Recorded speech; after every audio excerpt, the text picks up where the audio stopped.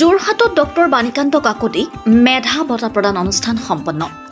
অসমৰ সমূহ জিলাৰ জনতাৰ বাবে শিক্ষা, বিত্ত, উদ্যোগ আৰু ৰাজহ বিভাগৰ আঁচনিৰ সম্ভাৰেৰে উদযাপিত বিকাশৰ দিন শীৰ্ষক অনুষ্ঠানত উপস্থিত থাকে অসম চৰকাৰৰ বিত্ত, মহিলা আৰু শিশু উন্নয়ন বিভাগৰ মন্ত্ৰী তথা যোৰহাটৰ অভিভাৱক মন্ত্ৰী অজন্তা নেওগ, যোৰহাটৰ জিলা আয়ুক্ত জয় শিৱানী, যোৰহাটৰ বিধায়ক হিতেন্দ্ৰ নাথ গোস্বামী, মৰিয়নি সমষ্টিৰ বিধায়ক ৰূপজ্যোতি কৰ্মী, তিতাবৰ বিধায়ক ভাস্কৰ জ্যোতি বৰুৱা, যোৰহাট পৌৰসভাৰ সভানেত্ৰী লক্ষ্মী খাৰঘৰীয়া, প্ৰাক্তন বিধায়ক তথা যোৰহাটৰ জিলা বিজেপিৰ সভাপতি হেমন্ত কলিতাৰ লগতে টিয়ক সমষ্টিৰ বিধায়িকা ৰেণুপমা ৰাজখোৱা, প্ৰতিনিধি বিকাশ শইকীয়া।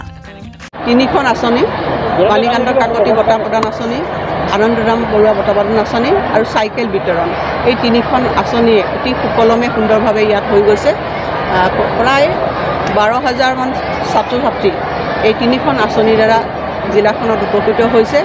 মই সকলো ছাত্ৰ ছাত্ৰীক যিসকলে এই আঁচনিত অন্তৰ্ভুক্ত হৈছে অভিনন্দন জ্ঞাপন কৰিছোঁ।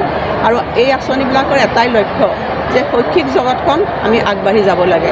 অসমৰ ছাত্ৰ ছাত্ৰীসকলৰ যিটো ভেটি ফাউণ্ডেশ্যন ক্লাছ 9ৰ পৰাই আজি চাইকেল প্ৰদান কৰা হৈছে বা বিভিন্ন ধৰণৰ স্কুটি বা এইবিলাক আঁচনি প্ৰৱৰ্তনৰ জৰিয়তে এটাই কথাই আমি সাব্যস্ত কৰিব বিচাৰিছোঁ যে দৰিদ্ৰতা আচলতে আমাৰ মানে অধ্যয়নৰত ছাত্ৰ ছাত্ৰীসকলৰ কাৰণে বাধা হ'ব নোৱাৰে।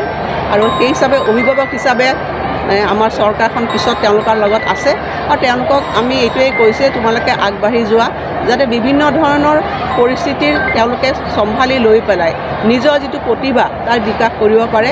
আৰু আমি দেখিছোঁ যে ৰাজ্যখনত যথেষ্টখিনি প্ৰতিভাৱান ছাত্ৰ ছাত্ৰী আছে, তেওঁলোকক যদি চৰকাৰে তেওঁলোকক যদি অভিভাৱকত্ব লয় তেতিয়াহ'লে মেণ্টৰশ্বিপটো লৈ তেওঁলোকে ভাল ফলাফল কৰিব পাৰে। আজি আমি দেখিছোঁ আমাৰ অসমৰ ছাত্ৰ ছাত্ৰীসকলে বিভিন্ন পৰীক্ষাবিলাকত সুখ্যাতিৰে তেওঁলোক অৱতীৰ্ণ হৈছে।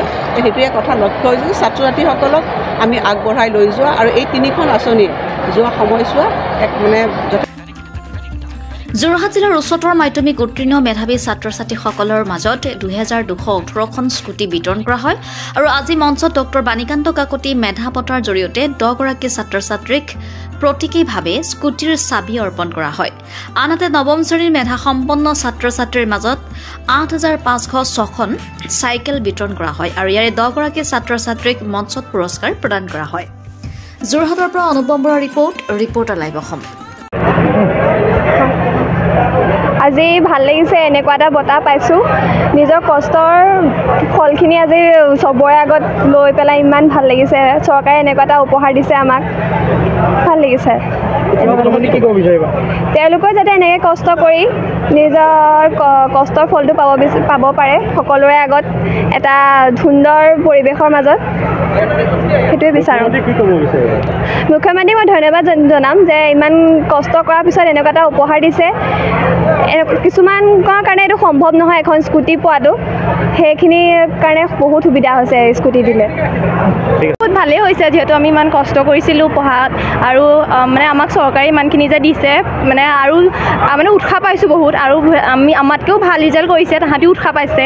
আৰু যিখিনি ল'ৰা ছোৱালী এতিয়া পঢ়ি আছে তাহাঁতি উৎসাহ পাব যে ভালকৈ পঢ়িবলৈ।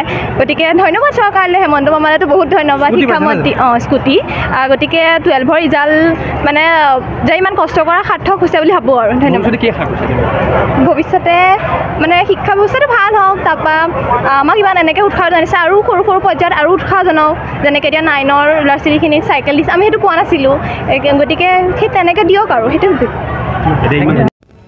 Reporter live Assam.